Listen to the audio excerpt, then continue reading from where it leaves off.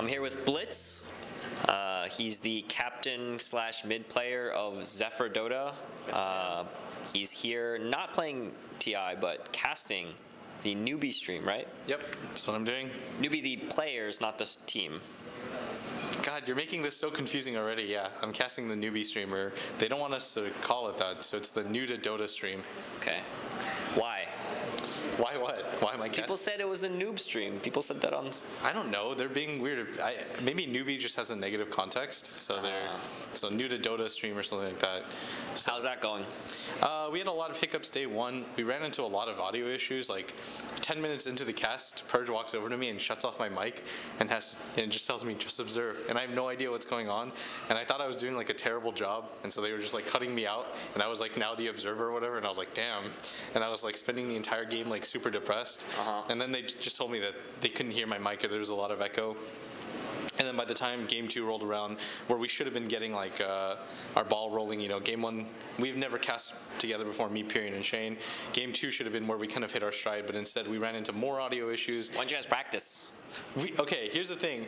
I said, I'm gonna call my co-commentators out, and I said, hey guys, let's practice. And I sounded like that nerdy kid, you know, like, hey guys, we need to practice a little. And they're like, dude, shut up, like it'll be fine, and we'll just wing it and it'll go well. But I was all for the preparation thing because I knew it was gonna be difficult, but we weren't really given guidelines for what we were supposed to do. But then eventually we were, and then we had a better idea. So how new was it? Were you explaining, like, what were you explaining? We were explaining things that had to be taken down to another level because we assumed. Like what? We were assuming like people had played Dota once and they. So I will be that noob. You will try casting to me. Go ahead. So first we were like, yeah, he's gonna go for the gank here. What's a gank? Yeah, exactly. And so then we had to say it's where you rotate a hero out of the original lane, and then what's a lane? We explained what the lanes were, and then no, but seriously, how would you explain what a lane is? We just said it's there are 3 lanes on the map, or 3 directions where the creeps will go, and the creeps are you see, now you're gonna make me explain every single part of the process. No. Go ahead. No, we're done. We're done. What's a creep? Just a new player, man. Just asking questions, and you're just being so mean to me. This is what the interview's gonna be like. You want me to just cast for you? Huh? We could be spending time doing other things. Like what? I don't know. Okay, we can move on if you don't want to talk about that anymore. Clearly not very good at casting a noob stream. You can't even explain it to me. Are you enjoying your time? What are you doing outside of casting? Just chilling, hanging out with friends. I see Bambo's here. Purge is here. Yeah, we've just been hanging out. It's been really tiring because we have to wake up at. We decided to take the morning shift every morning just for continuity. So I have to wake up at 6:30 if I want to get breakfast, shower, and head to the Valve office. And it's been difficult. Are you on camera at all? No, that's the only nice thing. So I can wear whatever I want. I think Pyrian's been taking like full advantage of that, and he wears like flip flops, like dad shorts, and a shirt every day. I think he wore like a David Bowie shirt yesterday, just kind of rolled up with like a full mustache and everything. But it's been hard to have like a social life because as soon as I'm done, it's around 3 p.m. I'm up from like 6 to 3, and I immediately want to take a nap because I have to do it all over again. And then by the time I wake up, almost all the games are over, so I don't even get to watch those. And most of the people I talk to, they're actually playing. Oh, poor you. Just must totally suck being invited to the international last minute to cast, flown here by Valve, stay in a 5-star hotel, hang out with all the Dota players, watch Dota, and cast it and get paid for it. No, just must be terrible. I mean, it's really nice. I'm really thankful for the opportunity. I'm just saying, there are some downsides. Just kidding. I'm really excited to be here too. Yeah, I know. Yeah. What have you learned from watching these teams play? Are you going to apply it to Zephyr Dota? It's difficult because they're all best of ones. I'm actually not too big of a fan of the format. There are some teams. Yeah, but Zephyr Dota, best of one team. Yeah, we really are. But best of one team. Some of these teams, though, like some of these teams, like for example, Mouse is a team that in almost every series I've seen them, like even in the qualifiers, right? They go down 0-2 and then they bring it back and then they win 3-2, or they won another tournament like that where they went 0-2, I think, to Empire, and then they won the next 3 games in a row. They're a team that kind of relies on studying their opponent, figuring out what's going on in the game. Like they learn and adapt in game to like picks and strategies, and then they go on their roll. But with best of ones, you have no opportunity to do that. You just have to be playing your best at all times, which I guess is fair, but it leaves it a lot to chance. Like I like last year's, best of 3. You play against every team, best of 3, best of 2, or best of 2, and then you're in like separate groups. I enjoyed that a lot more. but this one is exciting. Yeah, The group stage matters so much. Well, that's another thing too. Like, for example, I know a lot of people's like families wanted to come to see them play and stuff like that at Key Arena, but they don't even know for sure if they're gonna make it or not, right? So how can Get good, son. yeah, so it's like, Mom, Dad, like, wait a second on those tickets. And You can't wait. I mean, exactly, that's another thing, because so they just have to kind of risk it and say like, I hope my son is a good Dota player. get good. Yeah. Well, hey, if qualify or not, it's ruthless. You can't be. It's no. The concerns of a $10 million tournament do not hinge on the travel plans of a few parents. Yeah, Blitz. that's what I mean. As a spectator, I really enjoy it because it's exciting, right? Every game, you can feel the tenseness. Like, every team, they don't GG out at like 10 minutes. They like play out the entire games. Like, we just watched LGD versus Empire, and Empire was getting like thrashed, and they were like 4 racks down, and they were like 30K behind, but they were still fighting, and they were still like making plays and stuff like that because they realized like. Did they win? No, they got crushed. Good story. No, but they're Good story, bro. I'm saying, I'm gonna go on with this, is that they still try like their absolute best. There's no like quit in them. So you guys got bodied in the C qualifier. What was that like? What do you mean? What was it like? My entire family stayed up to watch, and they were like, "Why do you guys keep losing?" You guys won the first game though. Yeah, we won the first game against First Departure. So you're undefeated up until that second game. Yeah. And then, so we played the second game, and then we lost quite badly. And then the third game, the thing that sucked is we lost in the same way every single time. What was this? How did you lose? Just we didn't know how to rotate. We didn't know how to deal with pressure. We didn't know how to come back. Everyone was always under leveled, and then eventually they just kind of farmed out the map, then pushed and we lost.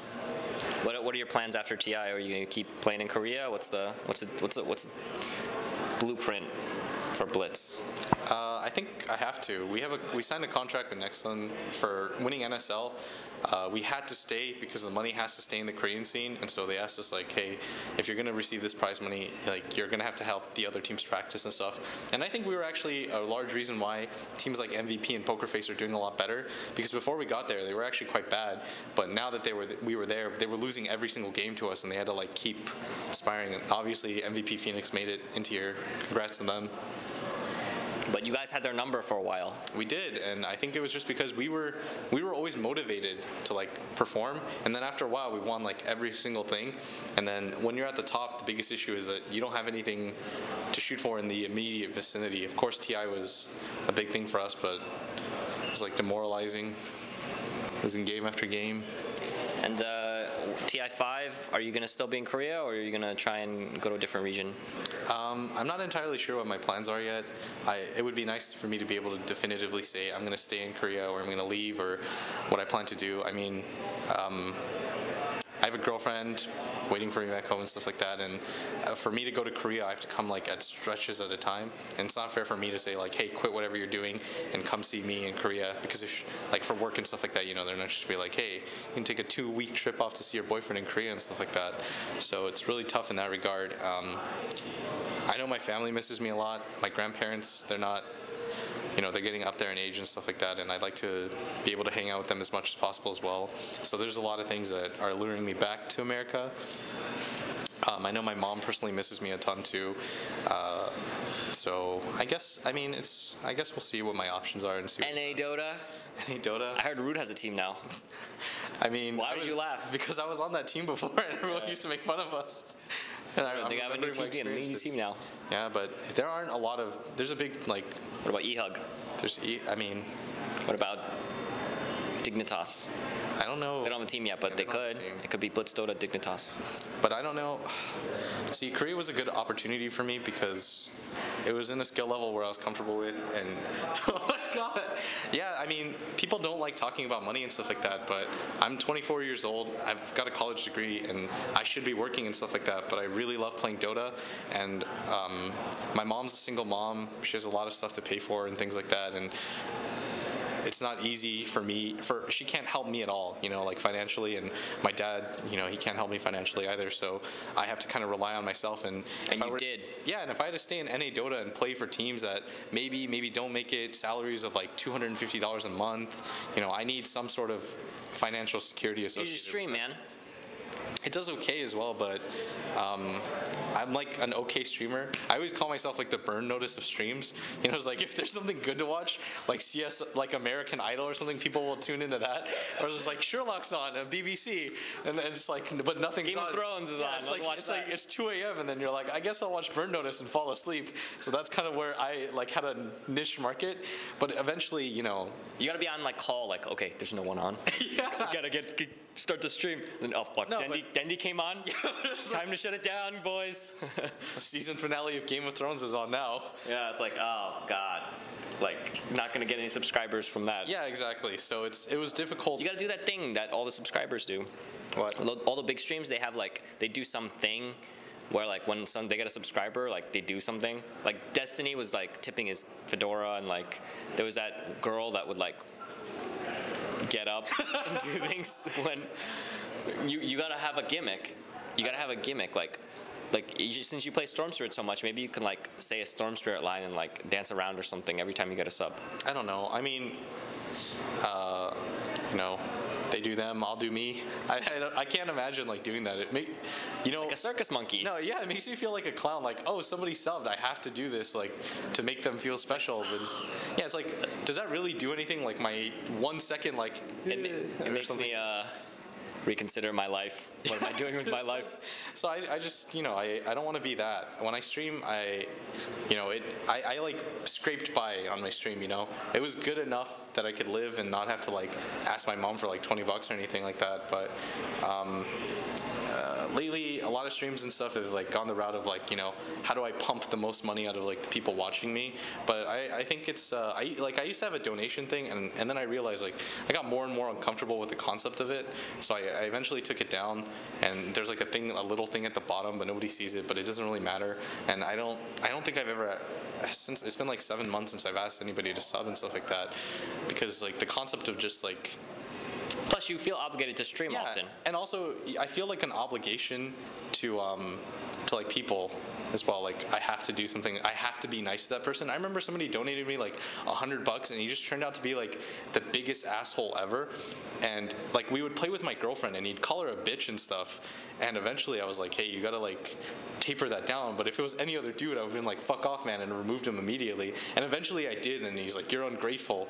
And then that experience alone was like, that changed it for me. I was like, you know, these people expect something. It's not a donation for a lot of people. It's like this obligation now that's been met. You know, if you're my sub, you're allowed to say whatever you want. If you donate money to me, you now own like a part of me or something like that. There are a lot of kind-hearted people that do donate, you know, and they just do it to do it. But there are a lot of terrible people out there that try to use that fact against you. I'm gonna give you 500, right? And then every time I can call you in the middle of the night, you have to get up and say something on stream. That's gonna be my. That's gonna be your shtick. Yeah. If you actually gave me $500 right now, I would do that. You would do that? But I don't think you will. So that's an easy bet. Okay.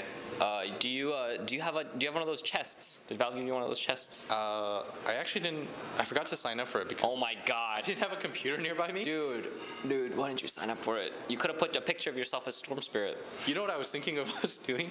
Of like, if I had friends in the thing that were also working the event, we would make like one picture together. You know, like we'd all hold up hands, and if you like put them in a row or something, they'd form something.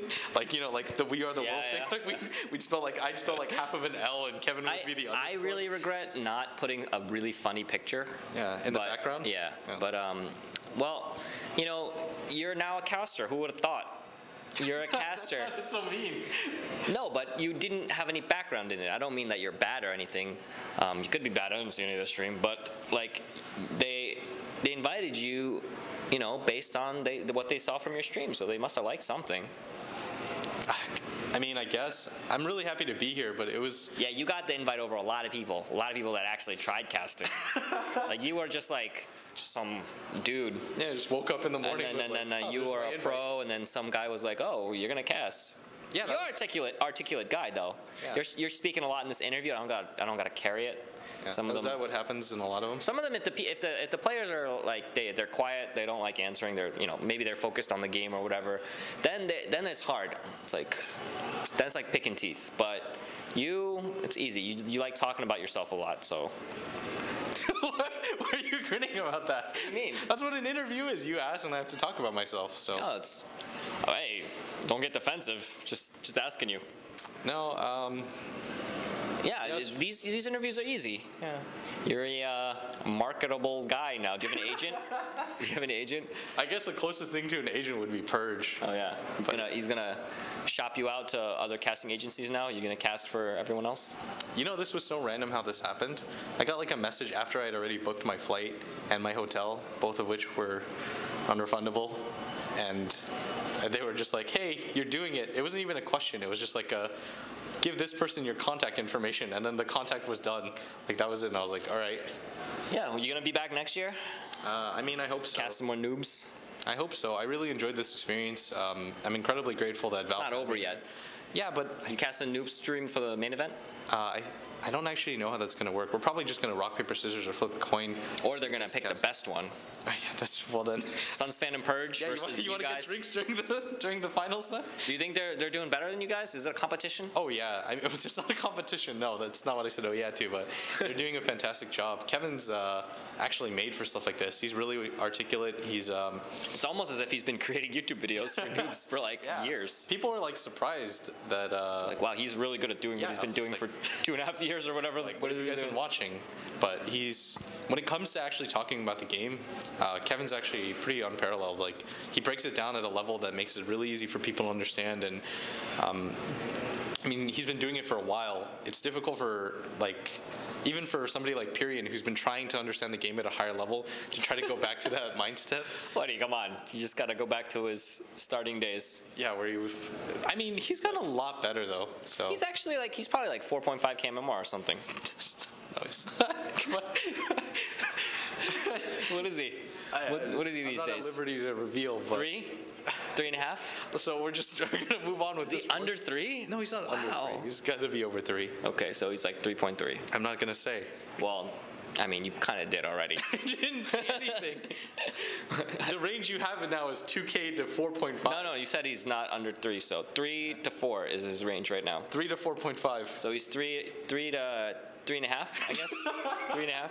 Stop trying to lower the value so you can figure it out. He's 3.5. He's 3.5. You know, this interview is we talked about nothing. You're so random. This is what we got to do, man. This is easy.